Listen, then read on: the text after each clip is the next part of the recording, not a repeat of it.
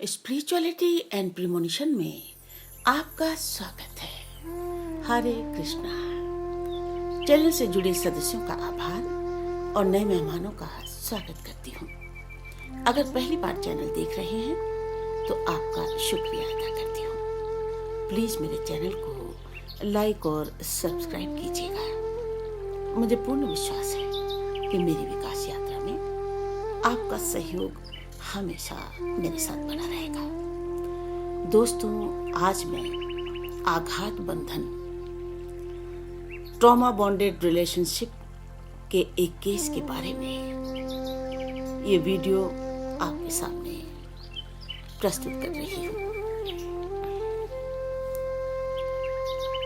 माँ बाप की इकलौती लाडली 22 वर्षीय ऋचा आलोक के साथ प्यार करती थी। प्यार के दौरान भी आलोक ने उसे कई बार पीटा। एक दिन चेहरे पर चोट का निशान देखकर ऋचा की मां को जानकारी हुई तो ऋचा ने मां को जवाब दे दिया कि ऐसी कोई बात नहीं है। वो दरअसल आलोक मुझे बहुत प्यार करता है, इसीलिए ज्यादा पजेसिव हो गया है। और फिर जॉब लगते ही धूमधाम से ऋचा और आलोक का विवाह भी हो गया।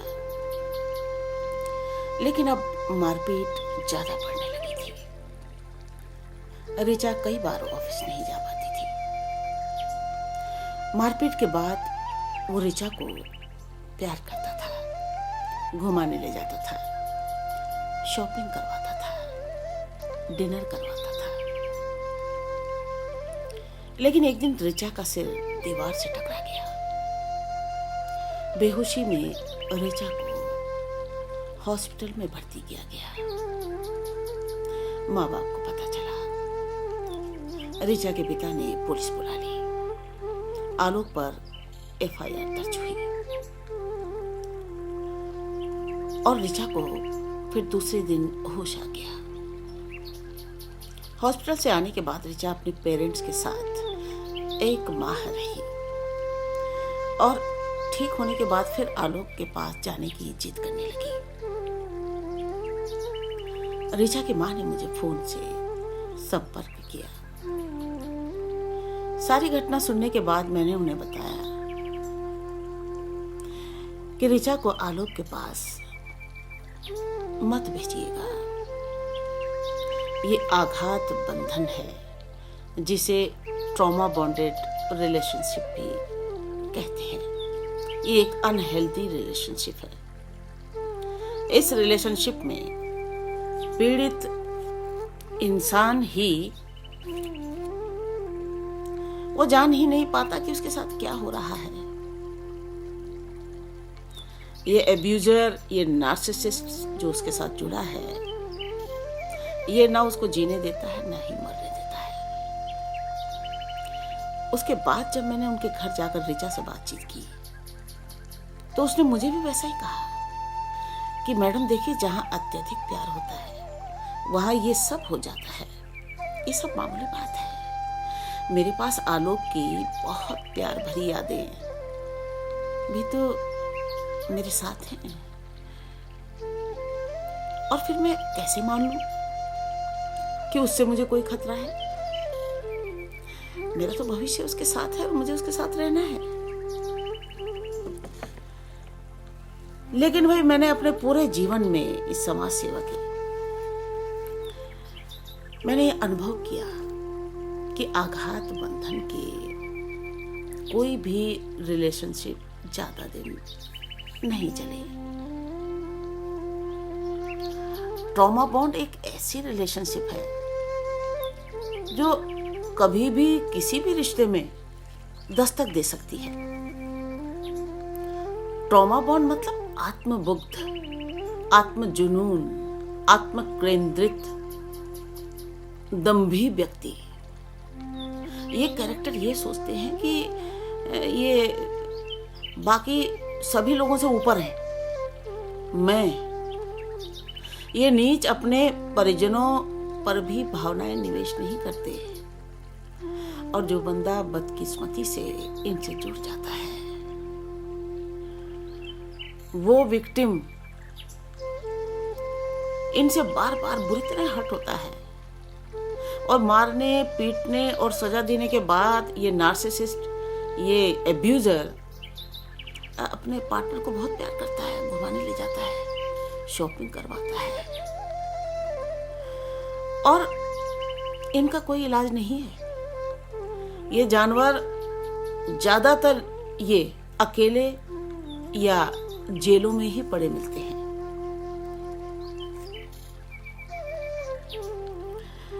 विक्टिम की ये हालत होती है कि वो अपने पार्टनर से इमोशनली अटैच हो जाता है बहुत बुरी तरह, जो कि उसके लिए बिल्कुल ठीक नहीं है।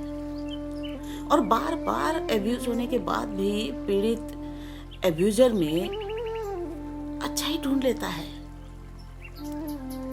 ये सोच लीजिए कि उससे अलग होने की कल्पना मात्र से उसे डर लगने लगता है, क्योंकि उसे उसकी आदत पड़ चुकी होती है, और उसे लगता है कि अब जीवन इसी तरह से चलेगा। पिटने के बाद, सजा भुगतने के बाद घूमने जाना, गिफ्ट लेना, डिनर करना, ये सब उसे खूब याद रहता है, और उसके द्वारा हर्ट, अब उस मारपीट को वो सेकेंडरी समझने लगता है, उसको भूलने लगता है। दरअसल विक्टिम कंफ्यूज हो जाता है। अगर लोग उसे समझाते भी हैं कि आपका पार्टनर आपके लिए गलत कर रहा है, तो वो कह देते हैं कि भाई इतना भी बुरा नहीं है हमारा पार्टनर, और यही कहते कहते वो अपना जीवन खराब कर देते हैं। बाद में ऋचा ने कहा कि वो कॉम्प्रोमाइज करना चाहती है, वो एफआईआर कैंसिल करवाना चाहती है। तो मैंने उसके माँ बाप को कहा कि आप बिल्कुल भी ऐसा मत करना, और ना मैं ऐसा होने दूंगी। अब तो ये मेरे संज्ञान में आ गया है मामला। बल्कि मेरा तो ये मानना है कि किसी अच्छे साइकियाट्रिस्ट से ऋचा का ट्रीटमेंट कराएं। और फिर ऋचा का ट्रीटमेंट चला। उस बीच उसकी जॉब भी चली गई, लेकिन अब वो धीरे धीरे सामान्य हो रही थी। इधर आलोक को भी जमानत मिल गई थी। तो उसके बाद चलिए मामला ये शांत हो गया था। फिर 1 वर्ष बाद, करीब 1 वर्ष रहा होगा, हाँ, ऋचा की माँ से जब मेरी बात हुई तो वो बोली कि अब ऋचा जो है वो जॉब के लिए अप्लाई कर रही है और काफी ठीक हो गई है। अब तो कहते हैं कि कभी मैं आलोक का नाम भी लेती हूँ तो वो घृणा करती है उससे।